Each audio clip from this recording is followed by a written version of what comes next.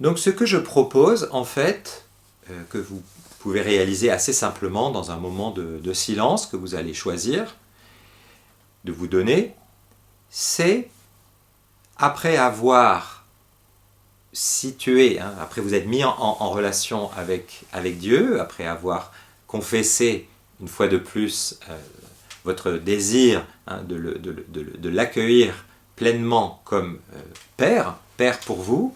après vous êtes situé autant que vous pouvez dans cette fraternité ou dans cet horizon de fraternité, après avoir confessé cette force de Dieu qui est providence, qui est don inlassable, eh bien, je vous propose d'entrer dans cette formule, que ton nom soit sanctifié, d'abord peut-être sur votre souffle, dans l'inspiration et l'expiration, en répétant cette formule plusieurs fois, intérieurement, et peut-être en lui ajoutant les harmoniques qui vous viennent suite à ce que vous venez d'entendre. Que ton nom soit sanctifié, que les hommes sanctifient ton nom, que ma vie sanctifie ton nom, que nous sachions reconnaître à quel point tu es saint, que nous sachions faire gagner la sainteté de ton nom. Voilà, vous pouvez utiliser toutes les paraphrases que vous voulez pour que cette attitude de désir, de souhait ardent, eh bien, prenne toute sa place en vous. Et là, ce que vous pouvez vivre dans un moment d'écoute,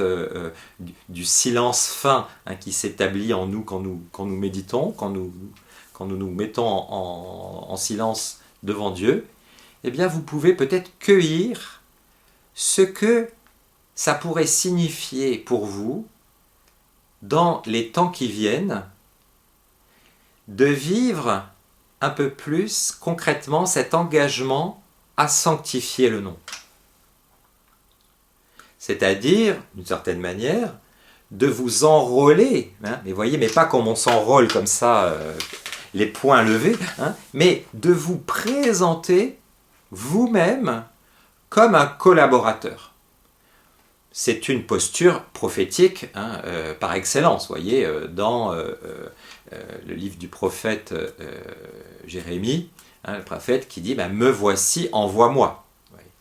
On se présente devant Dieu et on dit envoie-moi puisque je suis disponible, on va dire, pour me laisser collaborer à ton dessein, c'est-à-dire pour prendre fait et cause pour toi, en fait. Donc,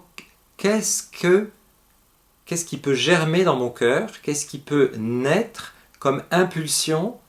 pour être de ceux qui viennent se déclarer présents, pour être de ceux qui voudraient que cette sanctification du nom, par eux et par les autres, passe un peu plus par eux. Est-ce qu'il y a un endroit, une manière, une relation dans laquelle, Seigneur, tu veux m'aider à être un agent favorisateur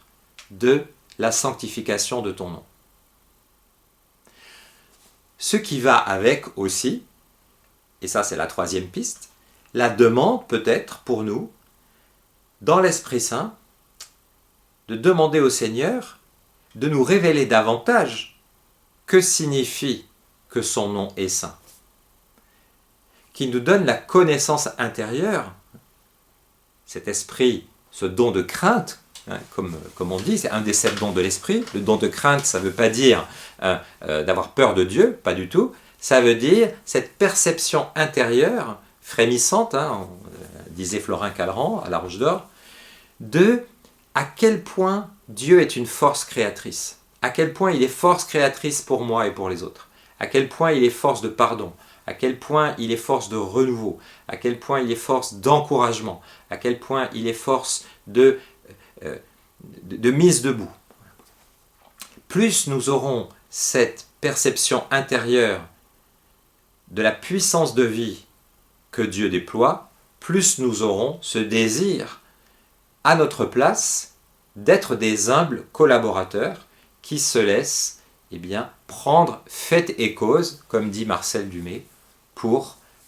que le nom de Dieu soit sanctifié, c'est-à-dire soit rendu encore plus saint par les hommes.